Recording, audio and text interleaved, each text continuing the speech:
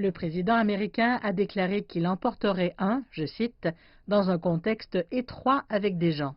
Auparavant, Donald Trump s'était élevé contre les conseils des responsables de la santé concernant les masques et il avait refusé d'en porter un en public. Les États-Unis ont connu un record de 52 000 nouveaux cas au cours des dernières 24 heures, ce qui porte le nombre total de cas confirmés à plus de 2 600 000 et le nombre de décès à plus de 120 000.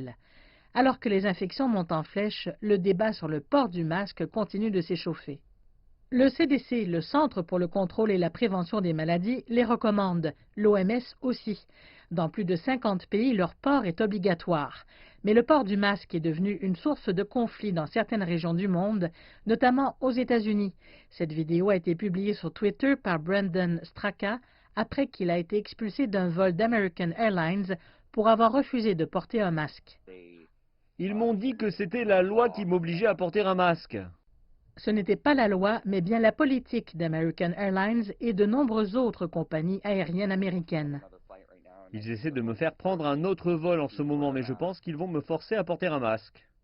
Les réactions à la vidéo de Straka sont mitigées. « Continuez le combat, nous avons besoin de vous plus que jamais », a déclaré une personne sur Twitter. « Oui, Brandon, tout tourne autour de toi. Bravo pour avoir pris position contre ces stupides recommandations du CDC », a déclaré une autre personne. La communauté scientifique et médicale s'accorde aujourd'hui à reconnaître que le port d'un masque peut sauver des vies. Les masques peuvent bloquer les gouttelettes qui proviennent de la parole, de la toux et des éternuements, ce qui limite la propagation du virus par les personnes infectées. Mais beaucoup d'Américains résistent encore à les porter. Le directeur général de la santé aux États-Unis a récemment tweeté « Certains estiment que les couvre-visages empiètent sur leur liberté de choix, mais si plus de gens les portent, nous aurons plus de liberté pour sortir. » Fin de la citation. Une partie de la résistance provient des messages contradictoires que les Américains reçoivent. Au départ, certains responsables de la santé ont minimisé leur nécessité. Le président Donald Trump a également refusé d'en porter un. Comment en sommes-nous arrivés à ce point en tant que nation et nous n'avons toujours pas fait cette étape simple, facile et minimale qui consiste à dire que vous devez porter un masque lorsque vous êtes en public?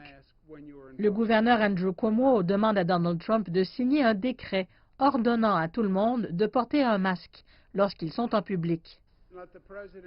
Et puis laissez le président montrer l'exemple et laissez le président porter un masque.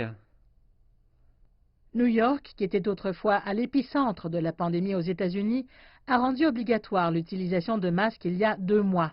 Malgré une réouverture partielle, c'est aujourd'hui l'État qui affiche l'un des taux d'infection les plus faibles au pays.